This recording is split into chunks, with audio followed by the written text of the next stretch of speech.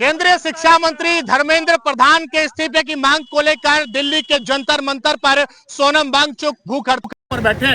आज भूख और इस 19वें दिन के समर्थन में यहाँ पर तमाम अधिवक्ता भी समर्थन में उतर आए। ये तस्वीर कासगंज के जिला न्यायालय के गेट के बाहर की है। यहाँ तमाम अधिवक्ता सोनम वांगचुक की भूख हड़ताल के समर्थन में उतरे हैं। मांग है कि धर्मेंद्र प्रधान इस्तीफा दें और उसके साथ में उनका जो आमरण अनशन है वो खत्म कराया जाए। यहाँ तस्वीरें आप देख सकते हैं, तमाम अधिवक्ताओं के हाथों में तरह तरह की पट्टियां हैं जिसमें धर्मेंद्र प्रधान के इस्तीफे की मांग गूंज रही है। वहीं सरकार को होश में आने की चेतावनी भी लगातार इन अधिवक्ताओं के द्वारा दी जा रही है। मेरे साथ तमाम अधिवक्ता यहाँ पर बातचीत करने के मौजूद है। सर, क्या नाम है आपका? Satyendra Pal Singh, best advocate. आज जिला न्यायालय के गेट के बाहर खड़े तमाम अधिवक्ता यहाँ खड़े हुए हैं, हाथों में ये पर्चियां हैं, क्या पूरा मामला है? मामला ये है, हमारे जो नीट का पेपर लीक हुआ और हर साल हो रहा है, ये छात्रों ने 21 छात्रों ने खुदकुशी कर ली।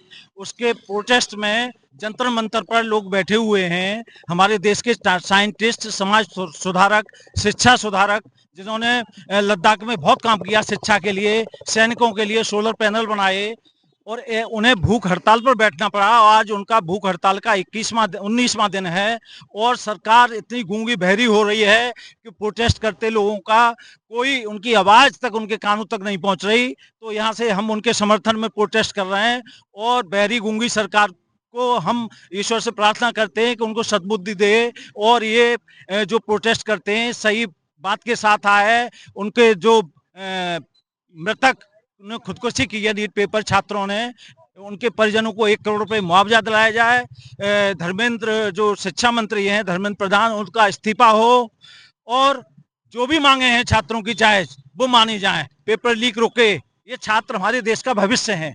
अगर आए दिन पेपर लीक होता रहेगा तो छात्रों क्या होगा? डॉक्टर बनेंगे, पेपर लीक करके नकल करके डॉक्टर बन जाएंगे।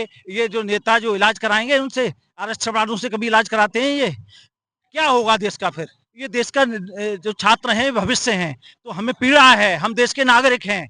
तो आज हम इसी तहत अधिवक्ता साथियों के साथ प्रोटेस्ट कर रहे हैं और सोनम वांगचुक और उनके समर्थकों के लिए पूर्ण रूप से हम समर्थन दे रहे हैं कि भारत सरकार उनकी आवाज सुने और उनकी जो मांगे हैं वो माने। बिल्कुल मांगे माने।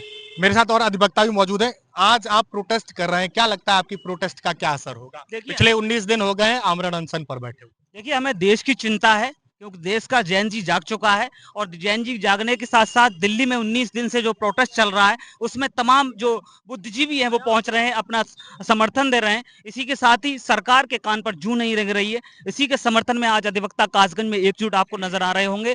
सरकार अधिवक्ताओं की बात नहीं मानेगी, फिर किसकी बात मानेगी? जब जब देश पर संकट आया है तब तक अधिवक्ताओं ने आवाज उठाई है। तो आज अधिवक्ता एकजुट हैं। शायद सरकार के कान में जू पहुंचे और सरकार कहीं ना कहीं जागेगी और धर्मेंद्र प्रधान का इस्तीफा लेगी। मैं एक बात कहना चाहूंगा कि सरकार को तमाम परीक्षाएं होती हैं, उस परीक्षा के लिए इतना बड़ा लाव लश्कर तैयार करना होता है। क्या सरकार ये ऑनलाइन परीक्षाएं नहीं करा सकती जिसका तुरंत जो है रिजल्ट दिया जा सके? क्या सरकार का इसमें कहीं नहीं संलिप्तता नहीं है?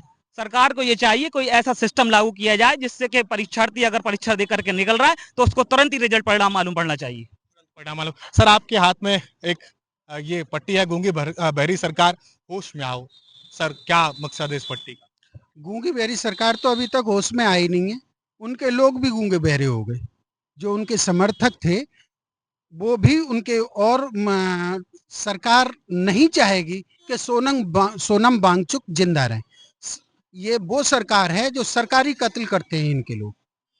महात्मा गांधी का कत्ल इसी विचारधारा ने किया है। सोनम वांगचुक को आज 19वां दिन शायद बताया जा रहा है, आज 19वां दिन होगा। 19वां दिन तक उनको बिल्कुल भी चिंता नहीं है कि उनके देश का कोई नागरिक, उनको मेलोडी लेकर, मेलोनी की तो चिंता है, दूसरे देश में जा रहे हैं वहां मेलोनी को ढूंढना है, वहां पे कोई और मिल रही है, मगर उनको सोनम वांगचुक से लेना देना नहीं। उनको ये भी लेना देना नहीं कि हमारा देश लंबे समय से मणिपुर में जल रहा है, उनकी जिम्मेदारी नहीं।